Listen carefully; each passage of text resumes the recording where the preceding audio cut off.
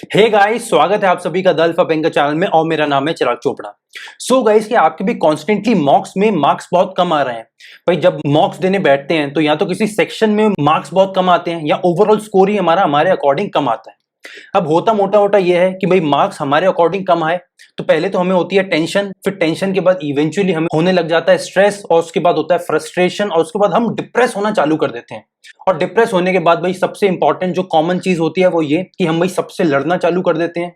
फिर घर वाले चाहे हमें खाने के लिए भी पूछें तब भी हम उनको गुस्से से ही रिप्लाई करते हैं कि भाई मुझसे मत बात करो, भाई मेरा तो पूरा पूरा मॉक बिगड़ गया है, पूरा एग्जाम खराब हो गया है, अब मैं क्या करूंगा मुझे समझ नहीं आ रहा।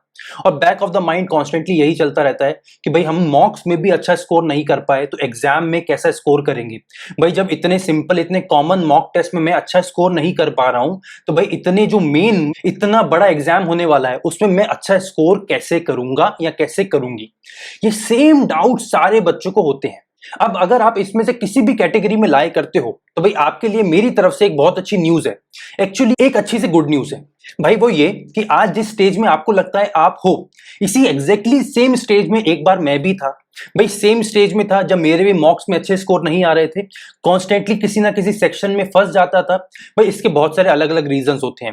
भाई या तो मैं किसी क्वेश्चन में फंस जाता था, या किसी क्वेश्चन में कंफ्यूज हो जाता था, या एक जो बहुत कॉमन चीज होती है वो ये कि मैं बार बार एक क्वेश्चन को सॉल्व करता रहता था।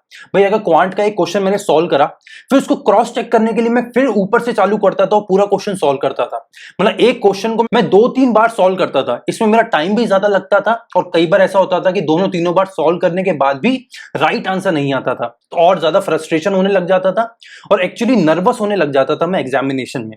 और उस नर्वसनेस के चक्कर में आगे आने वाले सारे सेक्शन या सारे क्वेश्चंस भी मैं खुद के बिगाड़ लेता था। अगर यही सेम आप लोगों के साथ हो रहा है तो यही सेम मेरे साथ भी हुआ था। तो आप लोगों के लिए गुड न्यूज क्या है कि आज जिस स्टेज में आप लोग हैं इसी सेम स्टेज में एक दिन मैं भी था, और उस स्टेज में आगे बढ़ते हुए यही हर चीज को करते हुए मैंने एग्जाम निकाला, IBPS PO SBI PO NI ACL EO, वो भी अपने पहले ही अटेम्प्ट में। इसका मतलब क्या है कि अगर यही सेम चीजें आज आप लोगों के साथ हो रही है तो आपको सबसे पहले तो खुद के साथ कॉन्फिडेंस फील करना है और खुद को कॉन्ग्रेचुलेट करना है कि आप बिल्कुल सही ट्रैक पे चल रहे हैं। भाई यही वो ट्रैक है जिस पे आगे बढ़ते हुए आपका इस बार सिलेक्शन पक्का होगा। अब वो कैसे होगा उसकी आज बात करते हैं। भाई देखो, सबसे पहले ना दो बातें हैं मॉक टेस्ट में। पहला ये कि जब हम मॉक टेस्ट देते हैं भाई हमारे 45 50 55 60 मतलब 45 50 55 60 65 जितने भी मार्क्स आए, हमारे साथ सबसे बड़ा प्रॉब्लम ये होता है कि जब हम मॉक टेस्ट देते हैं और हम एनालाइज करने जाते हैं उस मॉक को, तो हम सबसे पहले देखते हैं कि टॉपर के कितने मार्क्स हैं। और भाई इवेंचुअली जहां तक मैंने देखा है कि भाई टॉपर के हमेशा 100 आउट ऑफ 100 या 95 या 90 आउट ऑफ 100 मार्क्स होते हैं।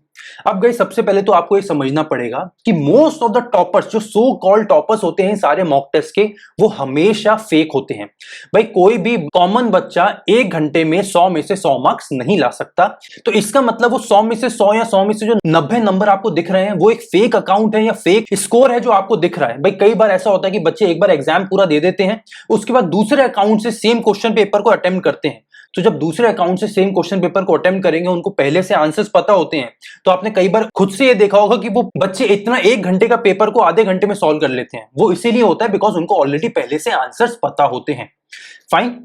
दूसरा ऑप्शन ये कि गाइस हमें अपनी गलतियां समझनी पड़ेंगी। जैसे मैं हमेशा सारे बच्चों को बोलता हूं कि भाई आप लोग गलतियां करो, ज्यादा से ज्यादा गलतियां करो, बट सेम मिस्टेक्स को रिपीट मत करो। आपने अगर द अल्फा बैंकर को कभी भी कुछ टाइम पहले से फॉलो करा होगा ना, तो आप लोगों को पता होगा कि मैं टेक्स्ट बुक के मॉक टेस्ट को लेके और ग्रेड अप के मॉक टेस्ट को लेके सख्त खिलाफ हूं। भाई मैं हमेशा बोलता हूं कि अगर आपको इन दोनों में से कोई भी मॉक टेस्ट देना है तो आप मॉक टेस्ट ही मत दो। ऐसा क्यों है? बिकॉज ये दोनों जो कैटेगरी के मॉक टेस्ट है ना, ये बहुत सिंपल कैटेगरी में आते थे उस टाइम जब मैं देता था। इससे होता क्या था, भाई हमने मॉक टेस्ट दिया, हमारा अच्छा स्कोर आ गया। भाई मान के चलो 100 मार्क्स का पेपर था, मैंने 70 मार्क्स का पेपर अटेम्प्ट करा, उसमें से मेरे 65 मार्क्स आ गए। अब मुद्दा यह है कि भाई अब मेरा इंप्रूवमेंट का जो चांस है ना वो बस 5 मार्क्स का बचा। भाई मैंने 70 क्वेश्चन अटेम्प्ट करे, 65 मेरे सही हो गए, 5 गलत हुए, तो जो मुझे इंप्रूव करने का विंडो मिलेगा वो बस 5 क्वेश्चन का मिलेगा। वहीं अगर आप मॉक टेस्ट दोगे प्रैक्टिस मॉक का या टेस्ट जोन का या ऑलिव बोर्ड का, इसी के साथ बहुत अच्छे अच्छे मॉक टेस्ट सीरीज और भी आ गए हैं, ये अगर आप दोगे तो अगर आप इसमें 60 क्वेश्चन भी करोगे ना तो आपके 40 या 45 टेस्ट ही सही होंगे, और जो क्वेश्चन आपके छूटेंगे उनमें भी आपको इंप्रूवमेंट का बहुत अच्छा स्कोप मिलने वाला है। इसका मतलब क्या है कि आज अगर आपके मॉक टेस्ट में मार्क्स कम आ रहे हैं तो आपको उल्टा खुश होना चाहिए कि आपके पास स्कोप टू इंप्रूवमेंट बहुत ज्यादा है। इसका मतलब क्या है भाई, आपके पास बहुत बड़ा स्कोप है खुद को इंप्रूव करने के लिए। भाई अगर आप आज चाहो तो आपको ये एटलीस्ट पता तो है कि आपकी गलतियां क्या हैं। भाई अगर आप मॉक टेस्ट दोगे ही नहीं, मॉक टेस्ट में फेल होगे ही नहीं, तो आपको ये कैसे समझ आएगा कि भाई आज आप कहां गलतियां कर रहे हो। और जो गलतियां आज आप यहां मॉक टेस्ट में घर में बैठ के कर रहे हो, अगर यही सेम गलती आपने फाइनल अपने मेन एग्जामिनेशन में करी, तो ये समझो कि कितना बड़ा आपको ड्रॉबैक झेलना पड़ेगा, कितना बड़ा कॉन्सिक्वेंस झेलना पड़ेगा। कई मॉक टेस्ट इसी के लिए होते हैं, एक मॉक टेस्ट आपकी प्रैक्टिस है। अब मान के चलो फॉर एग्जांपल आज आप रोड पे निकले अपना बाइक लेके, आपको ये पता है कि आपको मान के चलो किसी पार्टी में जाना है, पार्टी के लिए पूरा सूटेड बूटेड होके तैयार होके गए, परफ्यूम लगा के गए, दोस्तों को फोन लगा दिया, सारे दोस्त इकट्ठा होने वाले हैं एक पार्टी में। आप गए पार्टी में चलते हुए, एक रोड पे स्पीड ब्रेकर आ गया और आप थोड़ा सा उछले और ढक करके वापस रोड पे आ गए। अब इसका मतलब क्या है कि आप अगली बार रोड पे नहीं निकलोगे कि आपको स्पीड ब्रेकर आ गया। या फॉर एग्जाम्पल चलो आपका एक्सीडेंट भी हो गया, तो क्या एक्सीडेंट के बाद आप वापस कभी कॉन्फिडेंस के साथ गाड़ी नहीं चलाओगे? ऐसा नहीं होता है ना भाई, हम वापस आते हैं, वापस उसी कॉन्फिडेंस या उससे भी ज्यादा कॉन्फिडेंस से गाड़ी चलाते हैं। बट इस बार मैं और ज्यादा अवेयर होकर गाड़ी चलाता हूं कि भाई इस बार जो मैंने पिछली बार गलती करी थी, जब मैंने भाई स्पीड ब्रेकर आया था तो मैंने स्पीड बढ़ा दिया था, वो मुझे नहीं करना है। या जब मैंने किसी को कट मारा था, वो मुझे नहीं करना है। भाई मुझे हॉर्न देना है या रेड लाइट पे मुझे रुकना है। ये जो मैंने पिछली बार गलतियां करी थी ये रिपीट नहीं करनी है, नहीं तो सेम एक्सीडेंट होगा। यही सेम चीज आपको मॉक टेस्ट में अप्लाई करनी है। जो गलतियां आपसे एक बार हो गई हैं, भाई अगर पूरी प्रिपरेशन ऑनलाइन करते हो तो भाई मैं तो हमेशा बच्चों को यही सजेस्ट करता हूं कि आप अपना एक अलग से फोल्डर बनाओ, मेन फोल्डर बैंक प्रिपरेशन। उसके अंदर 3 अलग अलग सब फोल्डर्स बनाओ, एक इंग्लिश का, एक रीजनिंग का, एक क्वांट का। जितने भी मॉक टेस्ट देते हो उसके बाद हर मॉक टेस्ट की जितनी भी मिस्टेक्स हैं उसका स्क्रीनशॉट लो और उस फोल्डर में जाके सेव कर दो। एक हफ्ते में 7 दिन है, 7 दिन में जितने भी मॉक टेस्ट देते हो दो, और संडे के संडे कोशिश करो उस एक फोल्डर में जाके, मतलब तीनों फोल्डर में जाके, इंग्लिश, क्वांट और रीजनिंग फोल्डर में जाके वो हर चीज को प्रैक्टिस करो और रिवाइज करो जो आपसे लास्ट मॉक टेस्ट में गलती हुई थी। गाइस अगर ये चीज आप फॉलो करोगे ना तो मुझसे लिखवा के ले लो, आप अगले मॉक टेस्ट में फोड़ के आओगे। और मॉक टेस्ट ही क्यों, आप अगला पूरा का पूरा एग्जामिनेशन फोड़ के आओगे। गाइस खुद पे कॉन्फिडेंस होना बहुत ज्यादा जरूरी है। एग्जामिनेशन में नर्वस होके नहीं जाना है, और अगर खुद पे कॉन्फिडेंस नहीं होगा तो भाई नर्वसनेस हमेशा आपके ऊपर हावी होता रहेगा। और आज आप मॉक टेस्ट बिगाड़ रहे हो, कल अपना मेन एग्जामिनेशन बिगाड़ लोगे। गलतियां नहीं करनी है, वो गलतियां तो कम से कम बिल्कुल नहीं करनी है जो आज हमसे हुई हैं या इस मॉक टेस्ट में हमसे हुई हैं। तो हमेशा ये कोशिश करो, गलतियां ज्यादा से ज्यादा करो बट हर बार नई गलती करो, पुरानी गलती को कभी रिपीट नहीं करना है।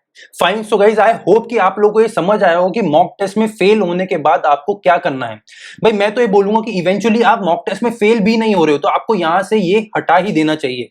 भाई मॉक टेस्ट के आगे से क्वेश्चन मार्क भी हटा दो, because you are not failing in any mock test, you are just improving, and improvement doesn't mean fail. You are on a path to progress, आप प्रोग्रेस कर रहे हो, प्रोग्रेस को फेल होना नहीं बोलते हैं। Fine guys. गाइस अगर आप इस बार के एसबीआई पीओ को टारगेट कर रहे हो तो हमने एक नया बैच चालू करा है, टारगेट एसबीआई पीओ 2021। उस बैच को जरूर देख लेना, उसका प्लेलिस्ट बना के मैंने अपने ही चैनल पर अपलोड करा है, उस प्लेलिस्ट को जरूर देखना। And I am pretty sure कि वो सारी क्लासेस देखने के बाद आपको बहुत ज्यादा कॉन्फिडेंस फील होगा। गाइस उस प्लेलिस्ट में हम तीनों सेक्शन की प्रिपरेशन कर रहे हैं, इंग्लिश, क्वांट और रीजनिंग। काफी सारी अलग अलग और नए पैटर्न की क्लासेस आपको उस एक प्लेलिस्ट में मिल जाएंगी, जरूर देखना प्लेलिस्ट को। And I am pretty confident कि उस प्लेलिस्ट को करने के बाद अगले मॉक टेस्ट को जरूर फोड़ के आओगे। So guys do let me know कि आपको इस क्लास के बाद, इस सेशन के बाद क्या सीख मिली। अगर थोड़ा भी कॉन्फिडेंस आ रहा है तो मुझे जरूर बताइए, जिससे मैं और आपके लिए ऐसे सेशंस लेके आता रहूं। So guys see you in the next session. Signing off, my name is Chirag Chopra. Take care and keep preparing.